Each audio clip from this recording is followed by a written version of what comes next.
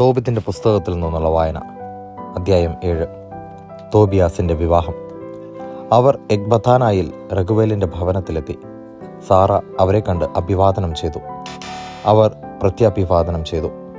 അവൾ അവരെ വീട്ടിലേക്ക് കൂട്ടിക്കൊണ്ടുപോയി. റഗുവേൽ ഭാര്യ എത്നായോട് പറഞ്ഞു, ഈ യുവാവിന് എൻ്റെ പിതൃവ്യപുത്രൻ തോബിത്തിൻ്റെ നല്ല ഛായ. റഗുവേൽ അവരോട് ചോദിച്ചു, സഹോദരന്മാരെ, നിങ്ങൾ എവിടെ നിന്ന് വരുന്നു? അവർ പറഞ്ഞു, നിനവേയിൽ വിപ്രവാസികളായ നഫ്താലി വംശജരാണ് ഞങ്ങൾ.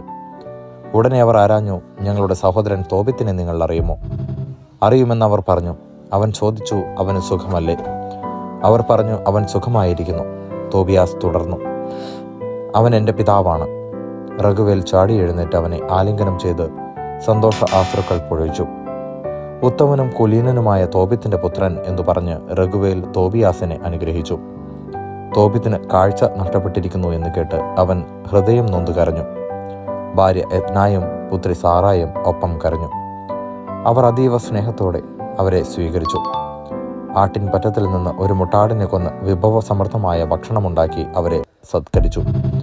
അനന്തരം തോബിയാസ് റഫായേലിനോട് പറഞ്ഞു, സഹോദരൻ അസറിയാസ്, യാത്രയിൽ നമ്മൾ സംസാരിച്ച കാര്യങ്ങൾ പറഞ്ഞു തീരുമാനിക്കുക. ദൂതൻ അക്കാര്യം റഗുവേലിനെ അറിയിച്ചു. റഗുവേൽ തോബിയാസിനോട് പറഞ്ഞു, തിന്നും കുടിച്ചും ഉല്ലസിക്കുക. എൻ്റെ മകളെ പരിഗ്രഹിക്കുന്നത് നിന്റെ അവകാശമാണ്. എന്നാൽ ഒരു കാര്യം എനിക്ക് നിന്നോട് തുറന്നു പറയാനുണ്ട്. എൻ്റെ പുത്രിയെ ഞാൻ 7 ഭർത്താക്കന്മാർക്ക് നൽകിയതാണ്. എന്നാൽ ഓരോരുത്തരും അവളെ സമീപിച്ച രാത്രിയിൽ തന്നെ മൃതിയടഞ്ഞു. എന്നാൽ ഇപ്പോൾ നീ ആഹ്ലാദിക്കുക. തോബിയാസ് പ്രതിവചിച്ചു, നീ ഇക്കാര്യത്തിൽ ഉറപ്പ് തരാതെ ഞാൻ ഒന്നും ഭക്ഷിക്കുകയില്ല. റഗുവേൽ പറഞ്ഞു, ഇപ്പോൾ തന്നെ നിയമപ്രകാരം അവളെ സ്വീകരിച്ചു കൊള്ളുക. നീ അവളുടെ ബന്ധുവാണ്. അവൾ നിനക്ക് സ്വന്തവും. കാരുണ്യവാനായ ദൈവം നിങ്ങൾക്ക് ഇരുവർക്കും ശുഭം വരുത്തട്ടെ. അവൻ പുത്രി സാറായെ കൈക്ക് പിടിച്ച് തോബിയാസിന് ഭാര്യയായി നൽകിക്കൊണ്ട് പറഞ്ഞു, ഇതാ, ഇവളെ മോശയുടെ നിയമം അനുസരിച്ച് സ്വീകരിച്ചു കൊള്ളുക. നിന്റെ പിതാവിൻ്റെ അടുത്തേക്ക് അവളെ കൊണ്ടുപോവുക. അവൻ അവരെ അനുഗ്രഹിച്ചു.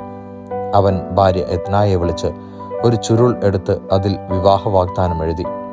അവർ അതിൽ തങ്ങളുടെ മുദ്രയും വെച്ചു. അനന്തരം അവർ ഭക്ഷണം കഴിച്ചു. റഗുവേൽ തൻ്റെ ഭാര്യ എത്നായെ വിളിച്ചു പറഞ്ഞു, അടുത്ത മുറിയൊരുക്കി അവളെ അങ്ങോട്ട് നയിക്കുക. അവൾ അങ്ങനെ ചെയ്തു. സാറായെ അങ്ങോട്ട് നയിച്ചു. സാറ കരയാൻ തുടങ്ങി. അപ്പോൾ അമ്മ അവളെ ആശ്വസിപ്പിച്ചുകൊണ്ട് പറഞ്ഞു, കുഞ്ഞെ, ധൈര്യമായിരിക്കുക. സ്വർഗത്തിൻ്റെയും ഭൂമിയുടെയും കർത്താവ് നിന്റെ ദുഃഖം അകറ്റി സന്തോഷമേകും. ധൈര്യം അവലംബിക്കുക. ദൈവവചനമാണ് നാം കേട്ടത്.